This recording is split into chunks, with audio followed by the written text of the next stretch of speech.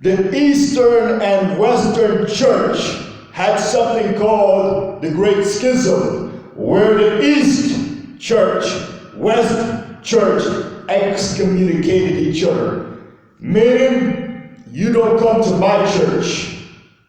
And the other said, you do not come to my church. To let you know that now the Eastern and Western Roman Empire is becoming more and more divided and separated into two different empires instead of being one complete empire.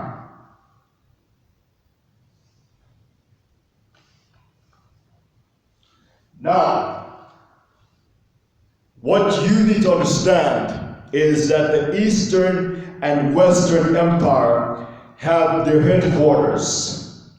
One had their headquarters in Constantinople. The other had their headquarters in Western Vatican Rome. So, Eastern Roman Empire was on one side, and Western Roman Empire was on the other side.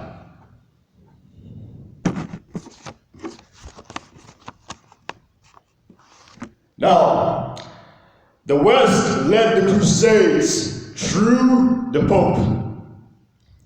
The Crusader objective was to attack Muslims. But during the Fourth Crusades, guess what happened? They attacked the Eastern Roman territory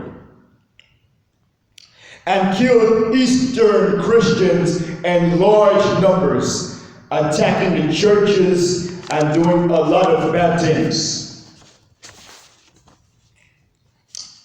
Then, after the Crusaders conquered the Eastern Roman territory, the Crusaders selected their own emperor from among their own ranks.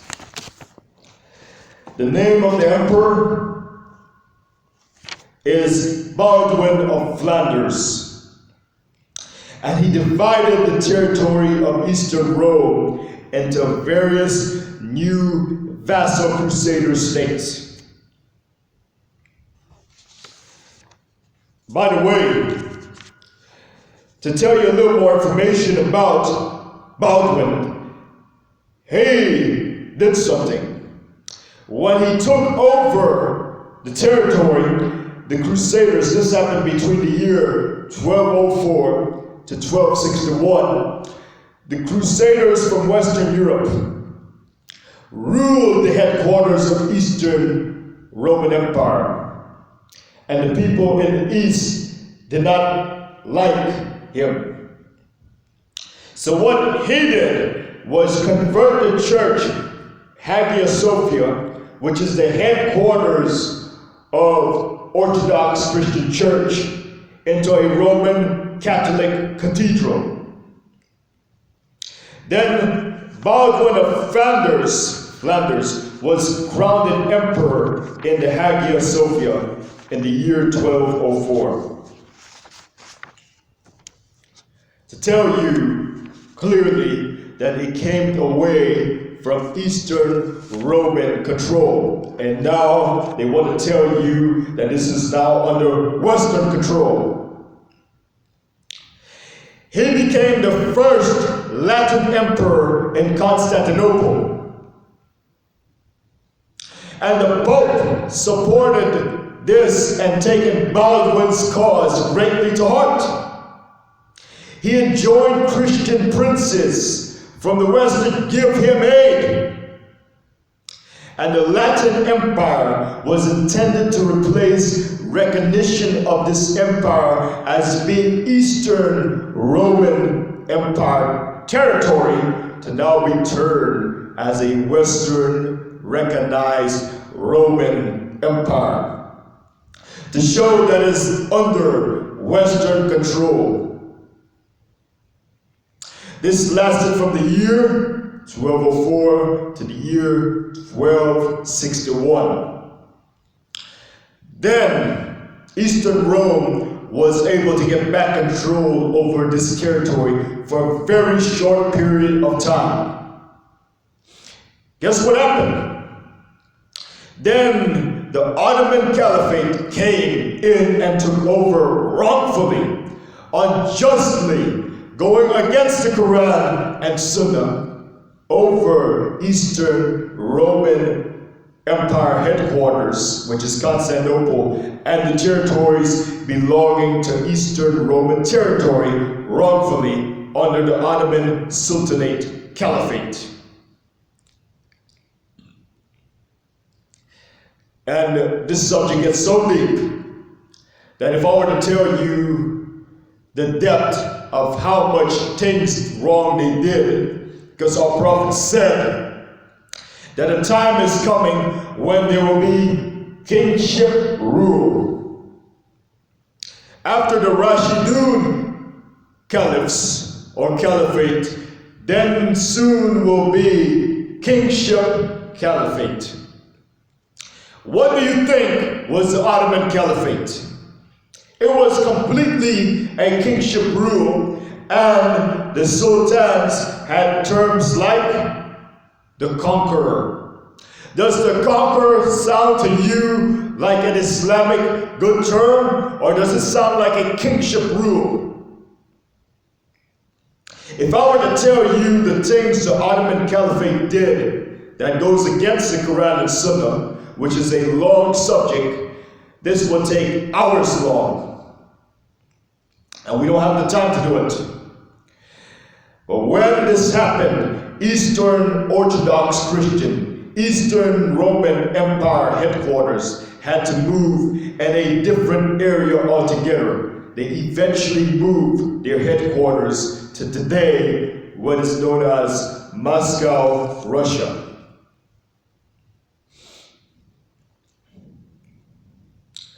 And Moscow, Russia is the headquarters of Orthodox Christianity and the headquarters of Eastern Rome. Now, after the Ottoman Caliphate was gone, Constantinople is now in Western control. Why? Because this area is part of NATO. Even though the leader says he's Muslim, but the country is part of NATO. And NATO is the military arm of the West, Western Roman territory. Tomorrow, when Constantinople is completely conquered into Western Rome hands, the Muslim / Mahdi's army would have to liberate this and the other Muslim territories from Western Rome control. So they would have to liberate Constantinople. Then after they liberate this, then they would have to conquer the headquarters of Western Rome. In the city of Rome, Vatican Rome, aka known as Rome, Western Roman Empire headquarters. To tell you clearly that the West will be defeated before Jesus comes back. But on the other hand, Eastern Rome will be, because they're Orthodox Christians and they're against those who are against Jesus, the enemies of Jesus. They're against those who say he's boiling in excrement. They're against the Zionist state of Israel. And since they say they're the followers of Jesus, they will be raised to the day of judgment. Why? Because at the day of judgment, picture this, right when they're raised to the day of judgment, Jesus is one of the major signs of the day of judgment. When they see Jesus, they will accept him And that's why the hadith says that Prophet Jesus will be breaking the cross, to let you know that he's not only coming for this ummah, because this ummah doesn't believe in the cross. It is the Christians that believe in the cross, and the Eastern Roman Christians will accept the truth.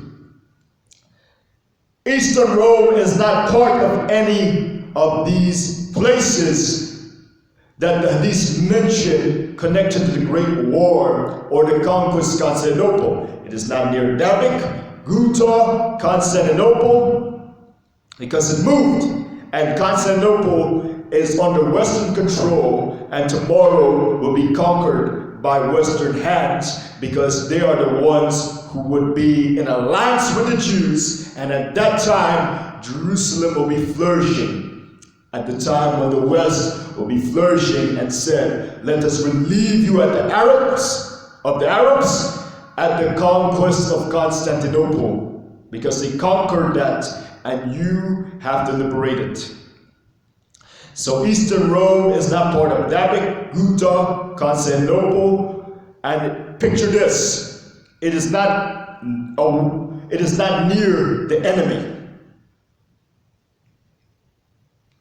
And the enemy from behind is an enemy to Christianity and an enemy to Islam. So look at the positions on the map and see an enemy from behind who is not a Muslim and who is not a person of the cross, but would be behind you and the West, since you are working together in a truce before you are at war with yourselves. The enemy will be behind both of you, Western Christians and Muslims. We're not talking about Eastern Christians because they're completely in a different direction. The point to mention is that the West is the one who will do the aggression, and the Mahdi army is to stop it. And that is why the last battle before Dajjal is killed is dealing with the city of Rome, telling you who the attacker is, who the aggressor is, where they are coming from. Then Dajjal will come. So what happens when you go to the masjid in Damascus? Jesus will come back. The Mahdi will lead the prayer, but before he leads the prayer, he says to Jesus, why don't you lead? And Prophet Jesus said that this Ummah has commanders, and this is the honor for this Ummah. And so he will pray behind the Ummah of Prophet Muhammad ﷺ.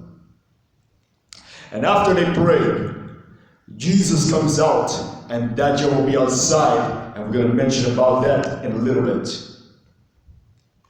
Now my question for you is, what is the significance of Jesus, Prophet Isa Alahisalam, coming back in the masjid of Damascus?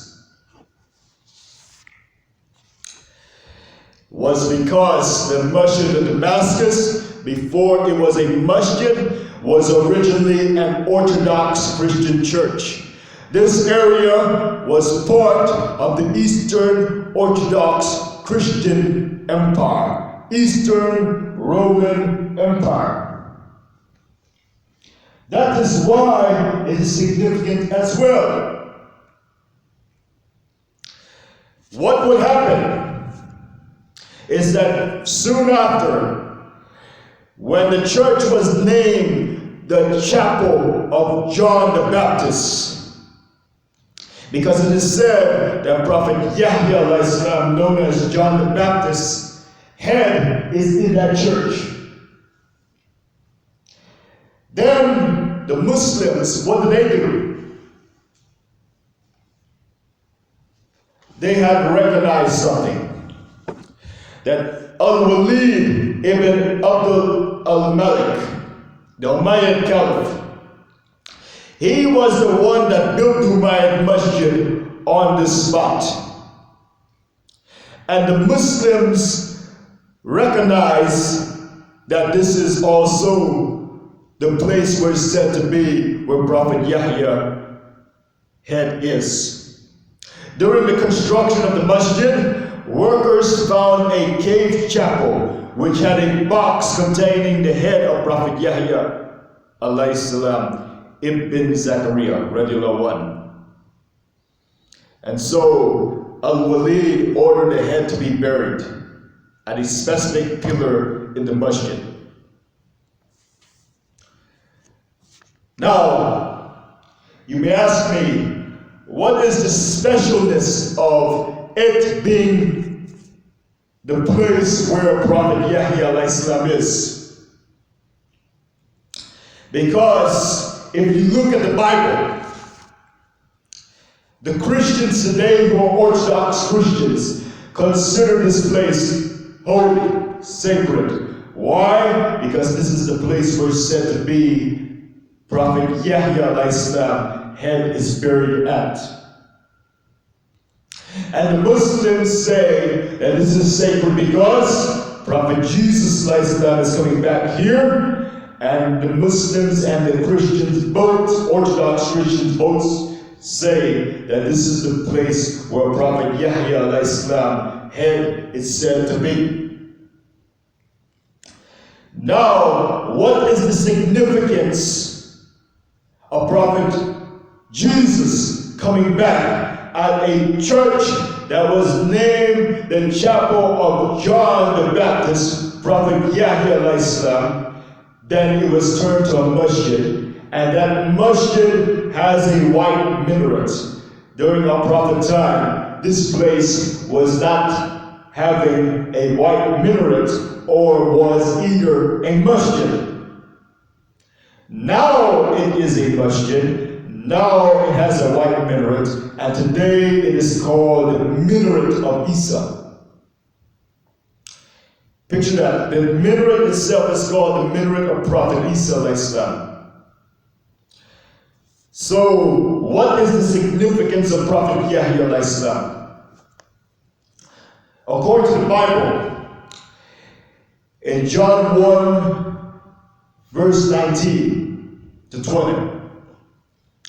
Now this was the testimony of John, Prophet Yahya Alahisalam, when the Jewish leaders in Jerusalem sent priests and Levites to ask him, who was he? And he did not fail to confess, but he confessed freely, I am not the Messiah.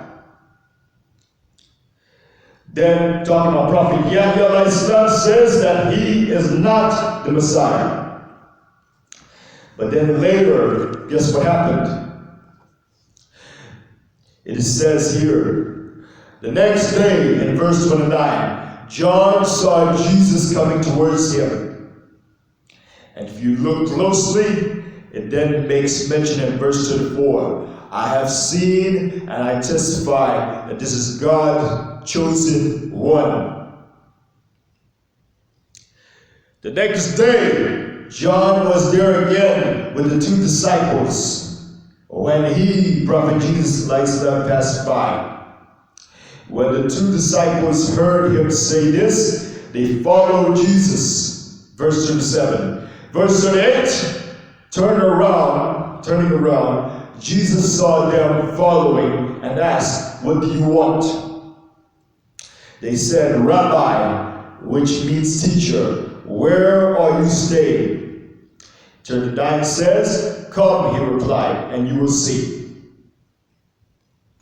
Verse 40 says, Andrew, Simon, Peter's brother, was one of the two who had heard what Prophet Yahya had said, John, and who had followed Jesus. So the first thing Andrew did was to find his brother Simon and tell him, we have found the Messiah, and brought him to Jesus.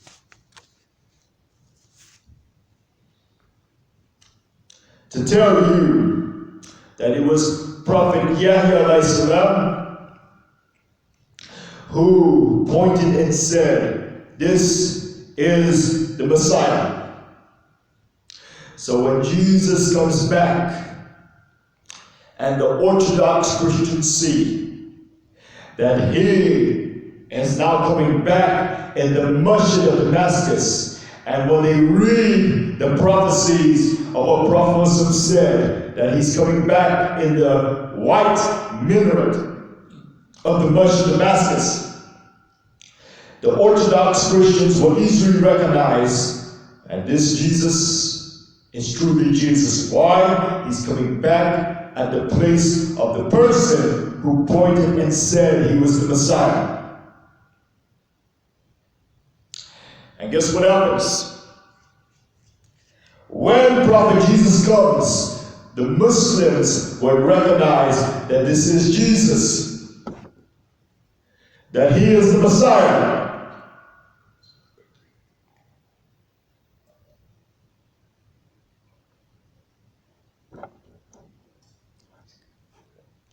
So, the Christians that is there can easily recognize that Prophet Jesus, Alahisalam, this is the one. And if you look at the Muslims, they will know that this is Prophet Jesus because the prophecy said this. So since I pointed to you John 1 and showed you how the Orthodox Christian today sees this masjid as sacred, because it was originally an Orthodox Christian church called the Chapel of John the Baptist, Prophet Yahya Alahisalam, and it's converted to a masjid. But both the Muslims and the Christians say that this is where the heads of Prophet Yahya Alahisalam is located. And since the Christian, Orthodox Christian says that he's the one that pointed and said, this is the Messiah, based on John 1. What does Al-Islam have to say about this? What is so significant about Prophet Jesus and Prophet Yahya Alahisalam? To show you something of significant value, Prophet Jesus and Prophet Yahya Alahisalam are maternal. Now, open in the Quran, Surah Maryam, chapter 19, verse 7 to 33. Allah said, "O Zechariah, verily we give you the glad tidings of a son. His name will be Yahya, John the Baptist. We have given that name to none before him." And he said, look at the similarities between Prophet Jesus and look at the similarities between Prophet Yahya Alahisalam. He said, "My Lord, how can I have a son when my wife is barren and I have reached extreme age?" The verse 9 then says, he said, "So it will be. Your Lord says, it is easy for me. Certainly I have created you before when you have been nothing." And then we skip and see right here that in verse 14, verse 12, it was said to his son, "O Yahya, hold fast to the scripture, and we gave him wisdom while he was a child." Verse 14 then says, "And he was dutiful to his parents, and he was neither arrogant nor disobedient." Verse 15 says, "And peace be upon him the day he was born, the day he dies, and the day he will be raised to life." Now, look at it. The parent is asking, how can I have a son when I'm old age and my wife is barren? To show you that his birth is a miracle. Second thing it shows that Prophet Yahya was given something surprising, a miracle, that he was given wisdom while he was a child. Third thing, it mentions that he was dutiful to his parents. Fourth thing, look at the wording. Peace on him, the day he was born, the day he dies, and the day he will be raised up to life again. Connect these points to Prophet Jesus Alahisalam. Here it says, and verse 19, the angel said, I am only a messenger from your Lord to announce to you the gift of a righteous son. She said, how can I have a son when no man has touched me, nor am I chaste? They both asked, how can we have a son? And then he replied, so it will be. Your Lord said, that is easy for me. And look what the verse says about Prophet Jesus. And we wish to appoint him as a sign to mankind. He did not say that he was a sign to this Ummah. It says he's a sign to mankind. And since majority of man is Roman, as Sahih Muslim 2898 says, that Mustawrid al-Qurayshi radiallahu anhu reports that I heard Allah's messenger, Prophet said, as saying, the last hour will not come until when the Romans would form the majority of mankind, of the people. Picture this. Form the majority of mankind, and the hadiths talk about the good characteristics of the Romans. Now, since majority of mankind is Roman, and since the Arabs are small in number, since the Muslim countries are in ruins, he's not only coming to this Ummah because he's going to break the cross. Is there a reason why he will break the cross if he was only coming to this Ummah? We don't believe in the cross. The people of the cross are the Christians. We don't believe in paying the jizya. We pay the zakah. The jizya is for protection of the people of the book in Muslim lands. When he abolishes the jizya, is to tell you that the people will now be Muslims. And since he's a sign to mankind, the Romans will recognize, the good Romans will recognize and accept them. Eastern Roman Orthodox Christians. The Western Romans will be brought down before Jesus comes. They will be defeated at their own headquarters. That's what the hadith says. Eastern Romans will accept the truth. And they make up the majority. And since Jesus is going to be sent as a judge, a just judge, it is telling you clearly that he is going to be a sign to mankind, not only this Ummah. Now, after this, it says in verse 29,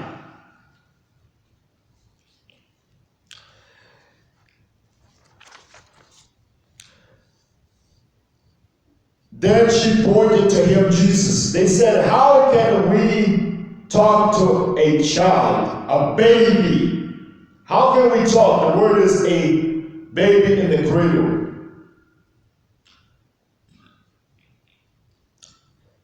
And Jesus said, verily I am a slave of Allah. He has given me the scripture and made me a prophet. And then it makes mention that he's dutiful to his mother. The question is, why is Prophet Jesus, Alahisalam, mentioned about being dutiful to his mother and not to his parents? And why is he called Isa ibn Maryam, while Prophet Yahya Alahisalam is mentioned that he was dutiful to his parents? It's to tell you that Prophet Jesus Alahisalam was born from a virgin. And that's why he's equated, he said the similitude of Jesus is like that of Adam. Prophet Adam Alahisalam does not have a father or mother, and Prophet Jesus does not have a father. To tell you that he's dutiful to his mother, and in Jewish and in Arab tradition, the name is usually dealt with the paternal side. When it is dealing with maternal side, it means now that he does not have a father. After this point, then it says, and peace upon me, the day I was born, the day I died. Meaning that when he comes back, the Hadith then tells you what his mission is. The Quran tells you what his mission is, and then he will die, and the day shall be raised alive. Step by step. So now what do you get from this? That both Prophet Jesus and Prophet Yahya Alahisalam had a miraculous birth. Both did surprising things at a young age. The verses tells you that they were both kind and dutiful to their parent or parents. The verse also mentions a similar wording about peace upon him the day he was born, and when it comes to Jesus, peace on me the day I was born. Similar wording again to show you a similar connection and that they are maternal cousins. And the people itself wanted to kill Prophet Jesus and Prophet Yahya Alahisalam. So they have a similarity. Prophet Yahya Alahisalam had his head decapitated, beheaded. And it is said that his head is in the Orthodox Christian church known as the chapel of John the Baptist, before it was turned to a masjid called the Ummah Masjid. Prophet Jesus, they wanted to kill him through crucifixion, but they didn't get it. Why? Because Allah saved him. To let you know that Jesus has a mission when he comes back. Now, the question is, what will the mission be? If you read Sahih Bukhari 3448, Allah's Messenger Prophet said, by him in whose hands my soul is, surely Jesus, the son of Mary, will soon descend amongst you and will judge mankind justly as a just ruler. He will break the cross, kill the pigs, and there will be no jizya, because he will abolish it. Money will be in abundance so that nobody will accept it. And a single prostration to Allah will be better than the whole world and whatever is in it. Abu Hurairah radiallahu anhu then mentioned Surah 4 verse 159, and there is none of the people of the book, the Jews and Christians, but must believe in him, Jesus, before his death. And on the day of judgment, he will be a witness against them.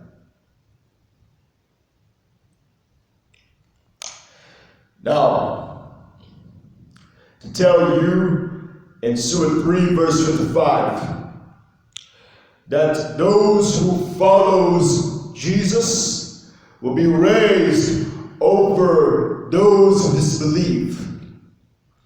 Like the Jews who disbelieve in him, and the West who support those who disbelieve and also says that he's boiling in excrement and talking about Mary in the most outrageous way.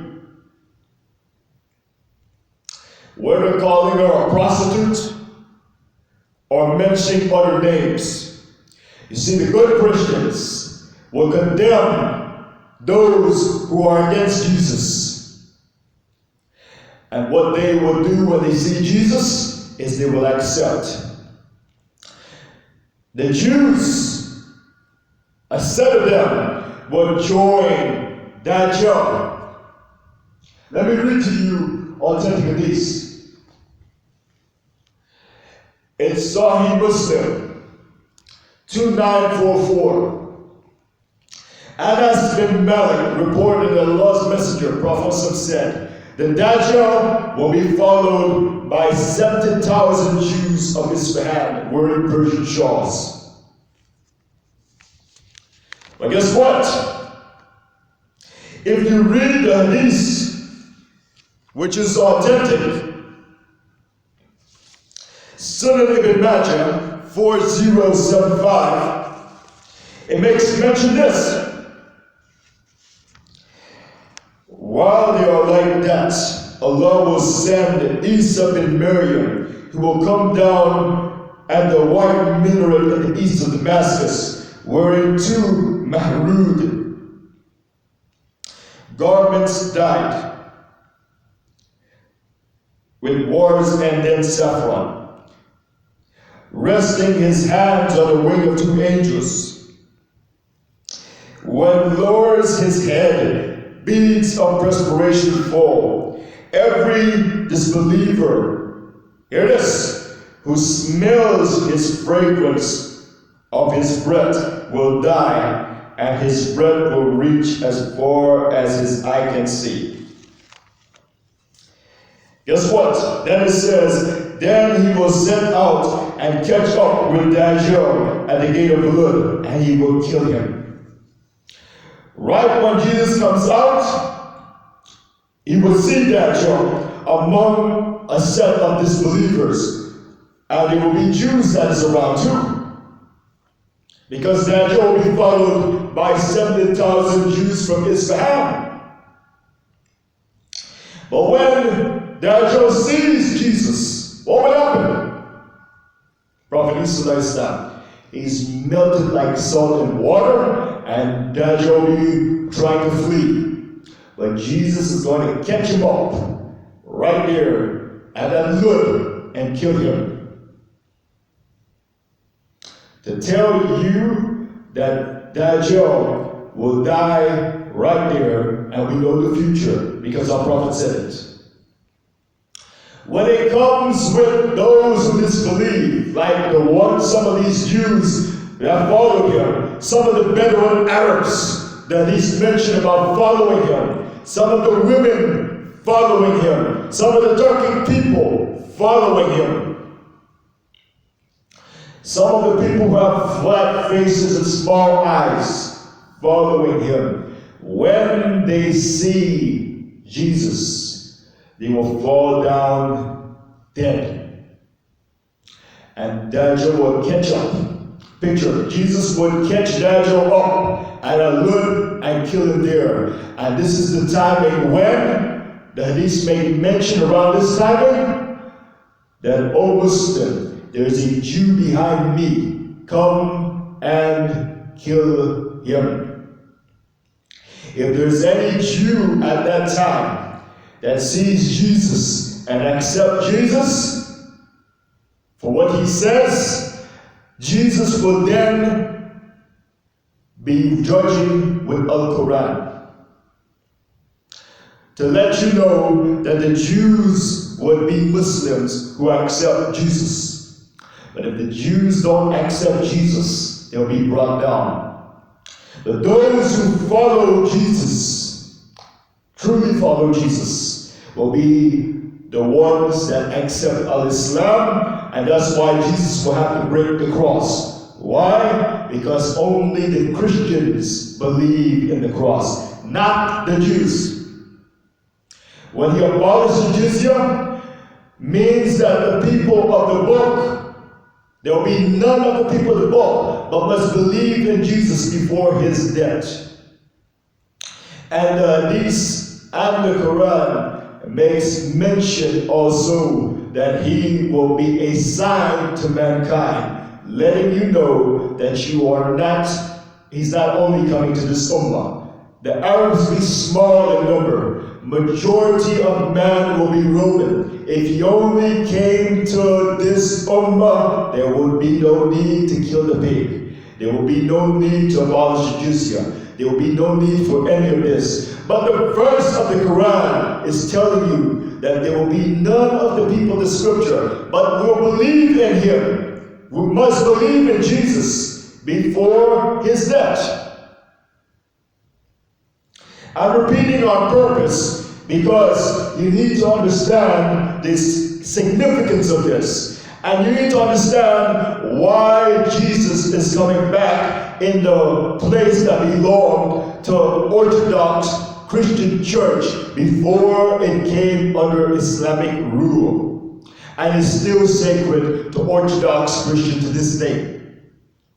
Why is Jesus coming back out there in the Orthodox Christian church by the name of John the Baptist after the West is defeated? Why is Jesus not going anywhere else? Because the Hadith mentions so it has to happen. But furthermore, those who will believe in him are the Orthodox Christians, which is Eastern Romans. And when they see Prophet Jesus coming here at a place that is very sacred to them, they would recognize him, and any misconception that they had, like belief in the crucifixion or believing in the Son of God, even though they believe that the Father is superior, but any corruption that crept in, what is Jesus going to do? He is going to make it clear, and they will accept him. And in order to accept Prophet Jesus, you have to accept Prophet Muhammad, because the Quran says in Surah 61 about Prophet Muhammad, about Prophet Jesus talking about somebody coming after him, whose name is Ahmed. Now, let us read the hadith where it says this even further. Narrated by Abu Hurairah that the Messenger of Allah, Prophet said, "There is no prophet between me and him, that he, Jesus, Prophet Isa Alahisalam, will descend. When you see him, recognize him as a medium height, reddish fair, wearing two light yellow garments. Looks as if drops were falling from his head, though it would not be wet. He will fight the people for the cause of Islam. And that's why you will see a set of the Jews, the Bedouins, Arabs, and a set of the Turkic people, what would happen to them? And what would happen to that Jew? He would then break the cross.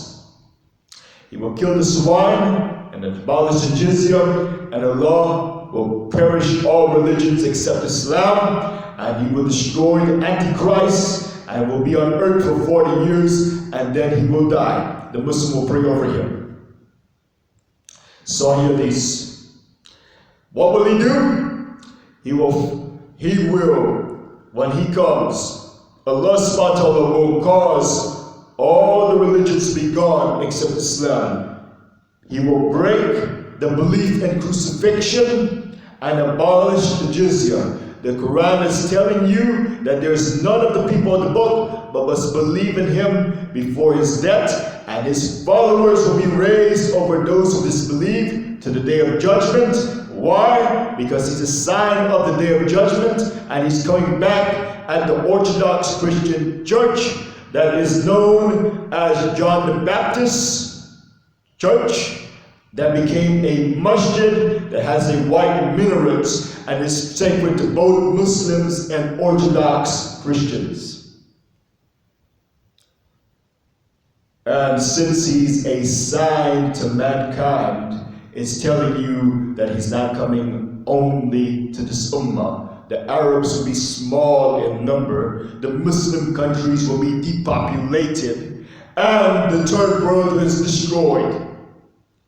That's why the hadith says that there is not a believer except there will be in Sham. Why Sham? Because Sham is a Roman province before Islam came. And now the Romans would be Muslims, Eastern Romans. But those who disbelieve are going to be brought down like the Western Rome before Jesus comes back. So I have to make that part clear.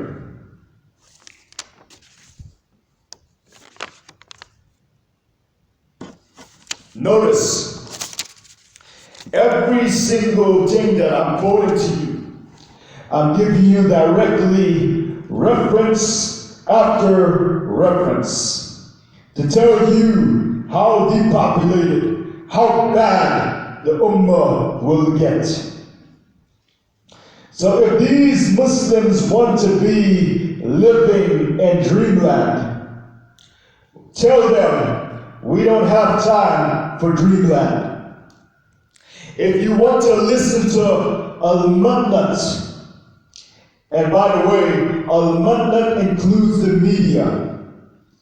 Al-Mathnat includes the magazine. Al-Mathnat includes all the social media, which is a very bad thing these Muslims did.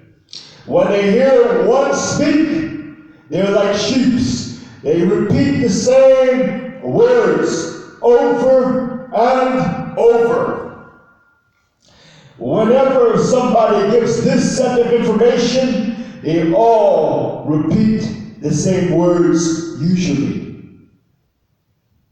They can't understand that the Quran and Sunnah is so deep. And so what they should do is use the Quran and Sunnah as a way of understanding reality of the world. No, what would they do? They would instead follow what the news say, follow what social media says, and guess what they will do? When you talk about their country, oh, we lived in this country before. The people around didn't experience what we experienced. So we would know. And I tell you, folks, you don't have access to all the different information, especially when you're in war. You are mimicking what everybody around you says because you are part of a collectivist culture where the leader has the brain. You don't have a brain for yourself. You must rely on what every leader says. But Allah created everybody with a brain. And our Prophet warned that a time is coming that he feared more for this ummah than Dajjal is misguided scholars and imams. Why are you not questioning what they're saying, especially if it's going with fake news, instead of going with Quran and Sunnah? Now look, let me give you some more proof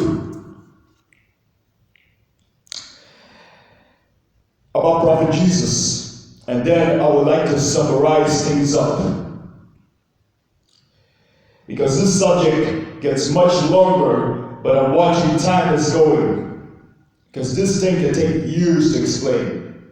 And I'm not just saying it like that. I mean it from the heart. Jesus, Prophet Isa, Alahisalam, guess what happened? It's narrated by Abu Hurairah radiallahu anhu. The Lord's apostle, Prophet said, how will you be when the Son of Mary, Jesus, descends amongst you? And he will judge the people by the law of the Quran and not by the law of the gospel. Hear that? He will judge the people by the law of the Quran. So the Christians will accept him for what he says. Because why? In order to believe in him, they must believe what the Quran says. And if the Quran says Prophet is the Khatam al-Nabiyyin, the last and seal of the prophets, they would believe that Prophet Muhammad is the last and seal of the prophets. At the same time, to make mention of this, I want to quote to you what our prophet said again about Dajjal and about Jesus. Prophet Jesus, Alahisalam, authentic hadith. Sunnah Abu Dawood. By the way, the first hadith was by Fatul Bari, page 304 and 305, volume 7. Sunnah Abu Dawood 4321. Al-Nawas bin Sinban al-Kilabi radiallahu anhu said that the Prophet said, mentioned the Dajjal saying, if he comes while I am among you, I shall be the one who dispute with him on your behalf. But if he comes when I'm not among you, and a man must dispute on his own behalf, and Allah will take my place in looking after every Muslim. Those of you who live up to his time should recite over him the opening verse of Surah Al-Kahf. For they are your protection from his trial. And we ask, how long will he remain on the earth? He replied, 40 days. One like a year, one like a month, one like a week, and the rest of his days is like your days, like yours. We ask the messenger of Allah, Prophet, will one day's prayer suffice us in this day, which will be like a year? He, Prophet, said, no, you must make an estimate of its extent. Then Jesus, Prophet Jesus, will descend at the white minaret to the east of Damascus, and he will catch him up at the gate of Lud and kill him. So I'm showing you more than one hadith saying the same thing, that he's coming by the white minaret in the masjid of Damascus.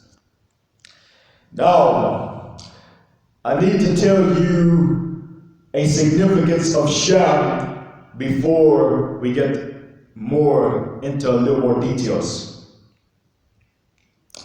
I was telling you at the beginning part about the Sham significance, that you'll be 3 armed groups, and Allah chose the land of Sham. Well, let us hear what the hadith says to show you proof. And Ahmed, class as Sahih 1935, the heartlands of the believer is Sham. Sunnah Abu Dawood 2483. It was narrated that Ibn Hawala radiallahu anhu said that the messenger of Allah, Prophet, said, this matter will end with you becoming mass troops in Sham, troops in Yemen, troops in Iraq. Ibn Hawala said, choose for me, O Messenger of Allah, if I shall live to see that. He said, Prophet, you should go to Sham, for it is Allah's chosen land, to which he will gather his chosen slaves. But if you refuse, then go to Yemen and draw water from your ponds. For Allah has promised me that He will take care of Sham and its people.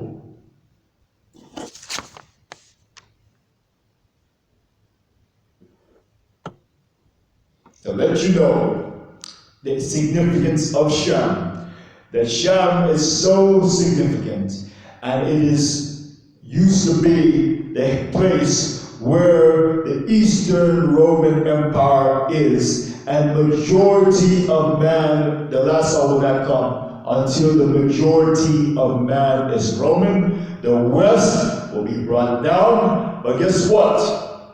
Prophet said there will not be a believer left except there in Sham, which is originally an Eastern Orthodox Christian area, and he's coming back at the church by the name of Chapel of John the Baptist before it was changed into the Umayyad Masjid, and is sacred to both Muslims and Orthodox Christians. So when he comes back, and it says that there will not be a believer except there in Sham, and since he's a sign to mankind, and since majority of man is Roman, tells you that when he breaks the cross, that the people of the book, there's none but must believe in him, Jesus, before his death. To let you know that in order to break the cross, and in order for Islam to be the only religion, they will accept him. If he only came to perish the nations besides his Ummah, then there will be no need to break the cross. But since majority of mankind is Roman, and since Eastern Rome, he's coming back at an Eastern Roman territory before it became Muslim, it's telling you clearly over and over that the reason why he's breaking the cross is so not just this Ummah, but because his Ummah will come into this Ummah. He's not only coming for this Ummah, but he's coming for his followers, his Ummah. The Jews had this belief in him, but if there's any Jew that wants to accept truth, then they will be Muslim. But he mentions when the Jews would also be destroyed. After this situation of Dajjal, around this timing, it's been killed. And that's another subject to mention, the rocks and stones and all this other stuff. But Eastern Roman Christians will accept, and that's why he's coming there. I'm purposely repeating the point, because the Muslims need to use the Quran as the complete guide. And the Quran tells you to use the Sunnah. Now, during the Prophet time, I told you that East and Western Rome was still one Roman Empire, even though the people were divided. And you can see throughout history, Heraclius was working hard to try to unite the empire. There's a long history on that point, but it didn't work. It failed, and it went to the great schism. The headquarters of the East was Constantinople. The headquarters of the West was Vatican Rome. Then I told you that the West conquered Constantinople and divided the territory, and then I made mention how it came into Muslim hands afterwards, and now it's in Western hands because it is part of NATO. Tomorrow it is completely in Western hands, and your duty is to liberate it from the West. Now let me show you proof that Heraclius was for both Rome Empire. Jamia Trinity 2717. Abu Sufyan, this was narrated by Ibn Abbas, that Abu Sufyan radiallahu anhu informed that Heraclius had sent for him, and then it mentions about Prophet sending a letter. In the letter it read, in the name of Allah, the merciful, the beneficent, from Muhammad, Prophet, Allah's slave and his messenger, to Heraclius, the leader of the Romans, of Rome. It says the leader of Romans. Peace be upon whoever follows the guidance to proceed. And guess what? When Eastern Rome took over the Western Rome, Eastern and Western Rome was one empire, even though the people were divided. But Eastern Rome had advisors from the West. I'm talking about the emperor, because the emperor is the one that wants to unite the empire. So they will take advisors from the West while hearing the people of the East. So Heraclius was trying to unite the empire, but he failed. And eventually, later, you will find out that Eastern Rome, Western Rome became divided. Western Rome took over the territory. It came back in Eastern Rome hand. Then it went into Muslim hands. And now Eastern Roman territory is in a complete different direction from Constantinople, from Dabiq, Guta, from the different direction from also Vatican Rome. And it's not even at the enemy area, who is not Muslim or Christian.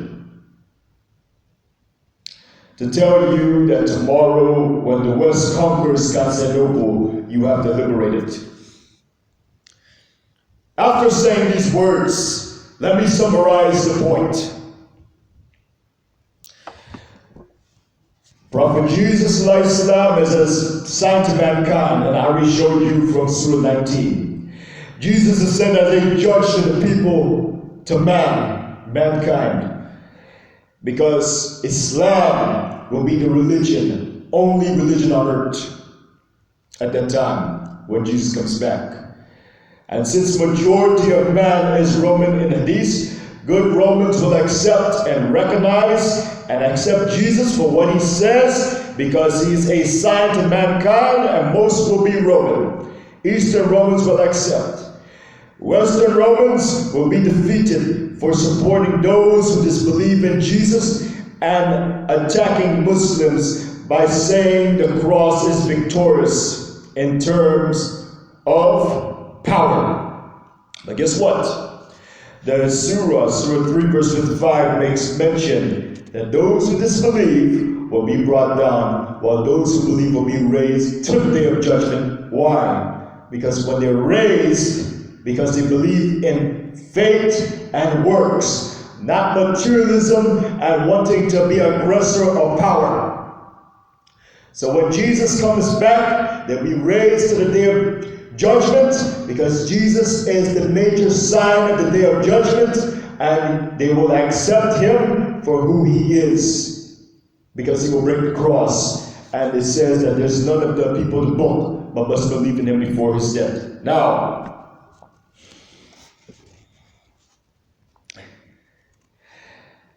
Western Romans will be defeated for supporting those who disbelieve in Jesus and attacking Muslims by saying the cross is victorious in terms of power. So they will be brought down at Constantinople, and their headquarters at the city of Rome, Vatican Rome, because of saying of the power of the cross, dominance, materialism. And if the power of the cross is victorious, is what they say. But guess what? They are supporting those who deny Jesus, making them also deniers, because you can't support the enemies of Jesus and think you'll be fine. You'll be defeated. Before Jesus, Prophet Isa shows up in the Masjid of Damascus, Eastern Romans will accept Jesus.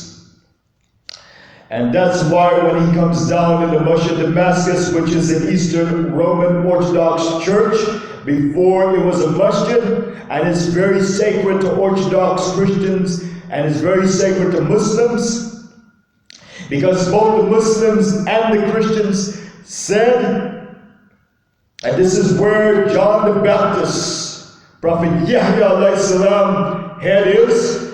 So when Jesus brings the concept of the cross after descending at the masjid that is sacred to the good Roman Christians, they will accept him, because they will recognize that Prophet Yahya was the one that pointed and said Jesus is the Messiah in the Bible, John chapter 1.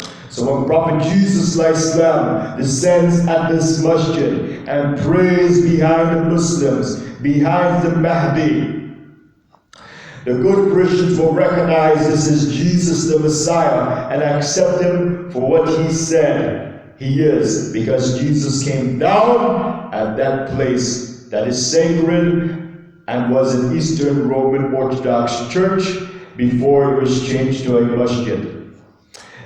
They would see Jesus and recognize and accept what he says, because Jesus is a sign to mankind, and majority of mankind will be Roman. The Arabs is mentioned to be very small in number.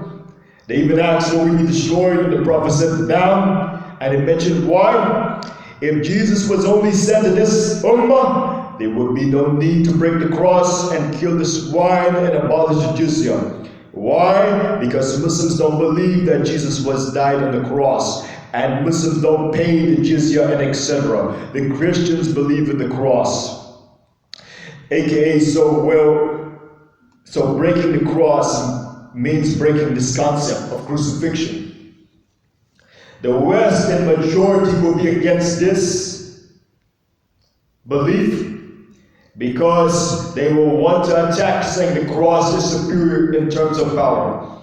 So majority will not accept, due to fighting for power, promoting the dominance of the cross, and they will then be defeated and brought down for their aggression and arrogance and supporting for those who oppose Jesus, who are the enemies of Prophet Jesus Alahisalam. The West will be defeated and brought down before Jesus comes back, because they will be defeated in the conquest of Constantinople, then defeated at their own headquarters in the city of Rome, Vatican Rome. The good Christians in the East will accept, because the Quran makes mentions, those who follow Jesus. We don't follow Jesus, but we believe in him as a true prophet, the way we believe in Prophet Adam, all the way to Prophet Jesus, and we believe in Prophet Son, but we don't follow the Sharia of the prophets before. We follow the Sharia of Prophet Son. Those who follow Jesus will be raised over those who disbelieve in him, like the Jews, including Zionist Jews, to the day of judgment. Those who follow him are called Christians. But you can't say those in the West are the followers when they support the Jews and the Zionists, aka those who disbelieve in Jesus. This shows they are one and disbelieving in him, because they support his enemies. The Quran makes clear that those who follow him will be raised over those who disbelieve. You can't be raised if you're working with those who are enemies disbelieving in Jesus. So the West is not included, because in terms of power, they work with the Jews and the Zionists. Those who follow Jesus will include Eastern Romans, who are continuously opposing the Jews and the Zionists. This raise is not a raise in terms of belief, because in terms of belief, that will be raised over the disbelief, the beliefs of the disbelievers. The raise is in terms of power, meaning authority, because it was the belief. The verse mentions that when Allah subhanahu wa ta'ala took Jesus and raised Jesus and cleared him from those who disbelieve and raised those over those who disbelieve to the day of judgment, if this was referring to the belief,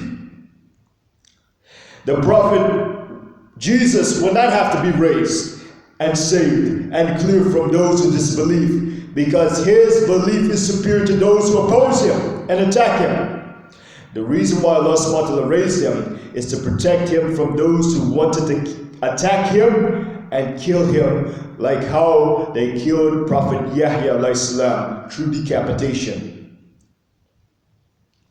They were wanting to kill him on the cross, but Allah saved him. So the rise was physical, and the rise of his followers in terms of power, of those who disbelieve and oppose him. Now when he comes back, after the West has invaded and destroyed with the alliance of Zionist Jews, the Muslim countries, and then the Mahdi army is now going to liberate and defeat the West due to their disobedience and aggression in support of the enemies of Jesus.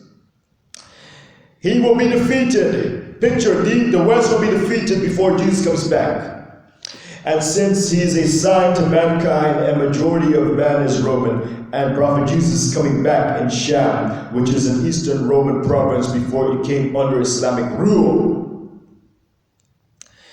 When Jesus breaks the cross, showing that he did not only come to this Ummah, but he came to his nation, because the Ummah of Prophet doesn't believe in the cross. Christians do, Jews doesn't. The breaking of the cross means the breaking of the concept of crucifixion, and the breaking would mean their acceptance, because the good Eastern Roman Christians' acceptance of what Jesus said will bring them in Alahisalam. Surah 4 verse 159 mentions that there is none of the people of the book but must believe in Jesus before his death. He will abolish the jizya, is what the people of the book pay to be protected in Muslim lands.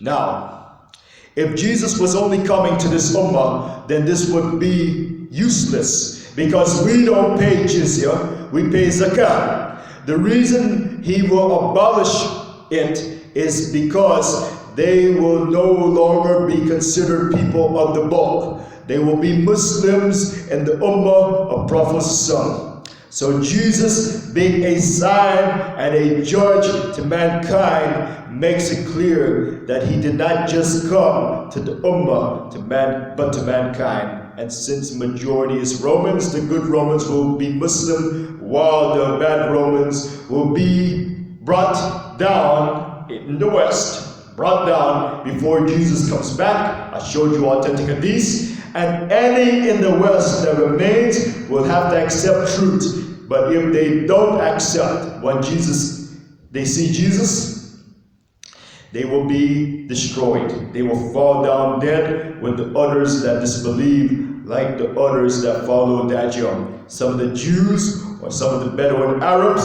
some of the Turkic people, some women, and etc. If there are some Jews that accept Jesus for what he says he is, including Prophet Sassam is the last and seal of the prophets, then he will be in this ummah. Why? Because Jesus will be using the Quran and not anymore the Torah and Injil, and that's also mentioned in Surah Ma'idah and in Surah Ali Imran. So if they accept Jesus, they accept Prophet Sassam. Prophet Jesus will be a judge for mankind and will be using the Quran and Sunnah at this time, because Allah subhanahu wa ta'ala says through our prophet that Allah subhanahu wa ta'ala will bring an end to all religions except Islam. And since majority of man will be Roman, Jesus, when he comes back, will break the concept of the cross and shows you that the good Romans will now be Muslims and follow the Quran instead of the Torah and Injil, because Prophet Jesus will be using the Quran now and not the Torah and Injil anymore. And Islam is the only religion on earth. Alhamdulillah. So this is the brief summary of the significance of reality of Sham, and there's not a believer left on earth except in Sham, which is a Eastern Roman Empire province before it came into Islam. Jesus is coming there, and the Eastern Romans will accept truth, while I showed you proof that the West will be brought down where? And majority of man is Roman, while the Arabs will be small in number. Places like Hind will be destroyed. Places like Africa will be destroyed. And at the same time, there's much more to mention that I won't get a chance to mention in this lecture. Assalamu alaikum wa rahmatullahi wa barakatuh.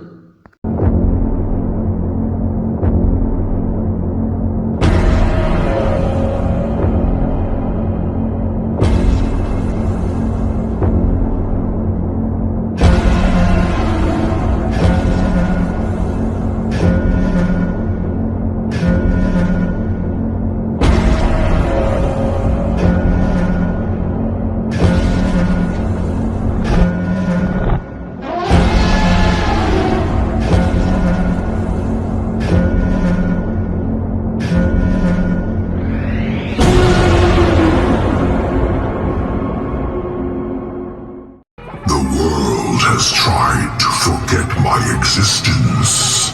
Time to remind them why they fear.